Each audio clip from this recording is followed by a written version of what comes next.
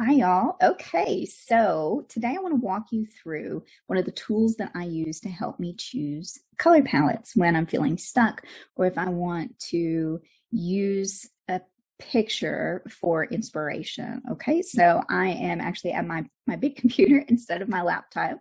My laptop, like I normally am when I live stream or Zoom with y'all. So you've got a different view behind me. Forgive the clutter in our strangely laid out house, but it is what it is. And so I'm going to go ahead and share my screen here so that you can see what I'm doing. All right, let's dig in. So we are going to go over to this website is called COOLORS. It's colors with an extra O. Okay, so COOLORS.co/image/picker. Okay, so I'm sure you can see that up here, but this is my favorite site right now to use as a tool for this. There are others. So if you do a search for like choosing a color palette from an image or something like that, you can find other options. But I really like this one because it's not cluttered with a bunch of ads. And it also has a lot of flexibility in you can adjust the colors, you can change the number of colors in your palette, and it'll give you some quick suggestions. Okay, so this is a little necklace that I love wearing. I'm wearing it right now, actually. The stone there is called the Suvianite, and I just love this color right now, that mossy olive, earthy green, right? So this is kind of a color palette that I went through and picked out. But if you see this little slider here, you can go through. So like when you upload the picture, you can just look and see what kind of palettes they suggest, right? So you can get something that's really monochromatic like this, or you can look for something that's got more of that. It's almost like a pickle green right here, right? There's another one that's kind of monochromatic. There's another one with the green. Actually, that's the one that I modified, I think.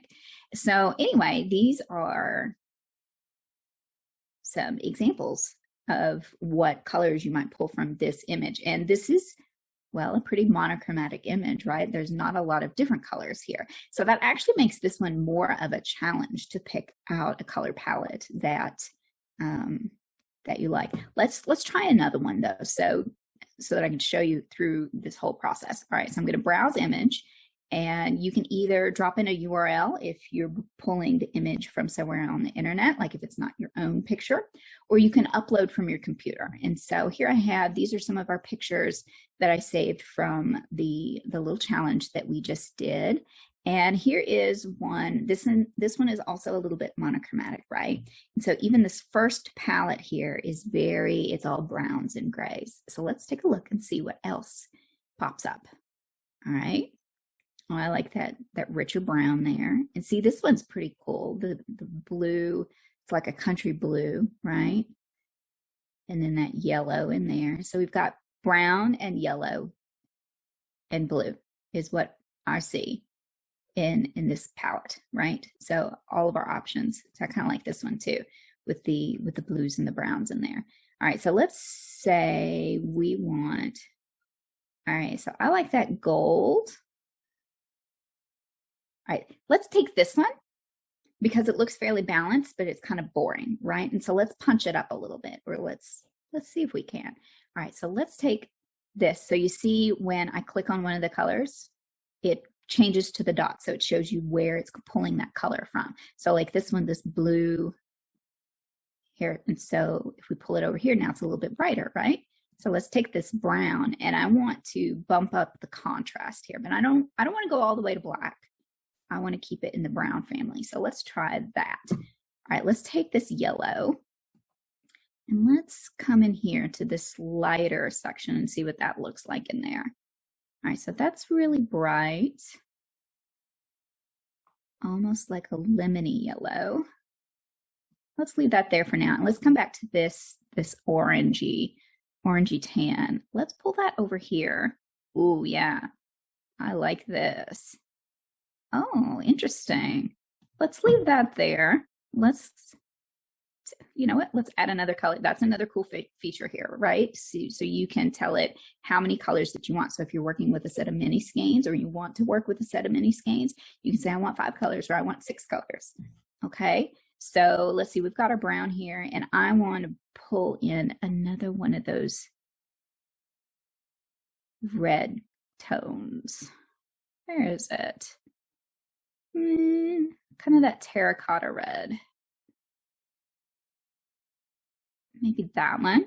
So I'm gonna rearrange this by just clicking and dragging, right?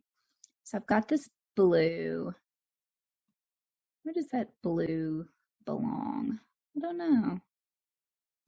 Maybe we don't want that yellow. Let's pull this yellow over here and pull it down. I kind of like that. What if we change this one?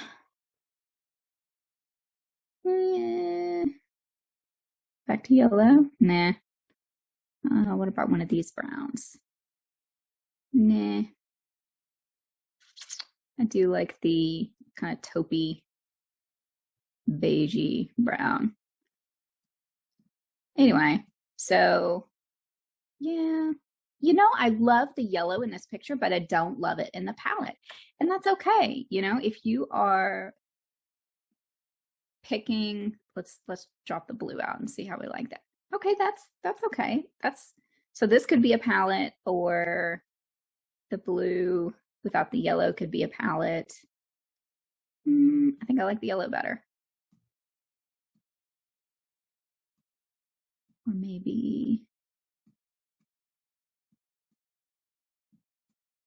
I don't know. I like the yellow better. I do like that blue, but just looking at this picture, so like as we were sliding through that slider, right, it popped up a lot of different options. So we could pick a palette that is really monochromatic, that just fades from the lighter tones into the darker tones, maybe a little bit of gray in there, maybe a little bit of the blue. I do like that. Or if we want to punch it up a little bit, we can pull in some of those oranges and reds. And then, you know, I picked that brighter yellow. And so this is a very fall palette.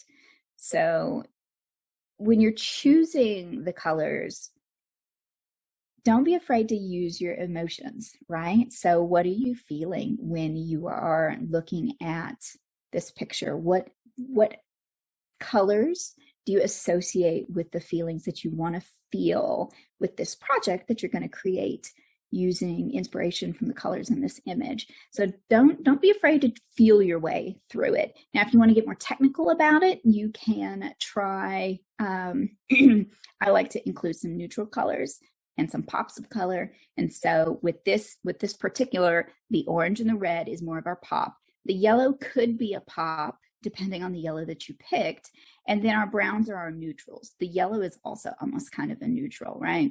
And so I like to have a balance of neutrals with the colors, because it just balances it nicely, right? But if we were going to do, say, a 3-color shawl instead of a 5-color cowl with mini skeins or something like that, then you could pop down here and reduce it to 3 colors. And I like that, just like that. Or you could pull in this darker brown and bring it back down. And I think that would be neat too. And you could do, oh no, see, if we wanted to do this with 3 colors, I would definitely pop that into the darker brown category to up that contrast. So if you are thinking about contrast with your colors, that orange there is pretty light. So if you took this image and you changed it to black and white or grayscale, then that would help kind of illuminate the actual value of those colors. So when you're looking for something that's going to pop, that's going to have some good contrast, think about turning your image into grayscale to check your colors. So pick your palette, download it. Actually, let me come back here and I will export that. So we'll pull this back over to a slightly darker brown. Okay, so here is how you can save it. So export, And then I'm going to save it as an image. And we're going to call this new leaf, old leaf. Doesn't matter, right? All right. And so this is, you can change the color. I can't think of the right word, but I usually use the hex colors for the numbers, right? All right. And so I'm going to export it. And what that's going to do is it's going to save it to my computer. So if I go to show in folder, it is going to pop up in my downloads here. Okay, so there it is. And then I have this picture saved to use as inspiration. I can print that out. I can pull it up on my phone. I can take it to, let me stop my screen share here.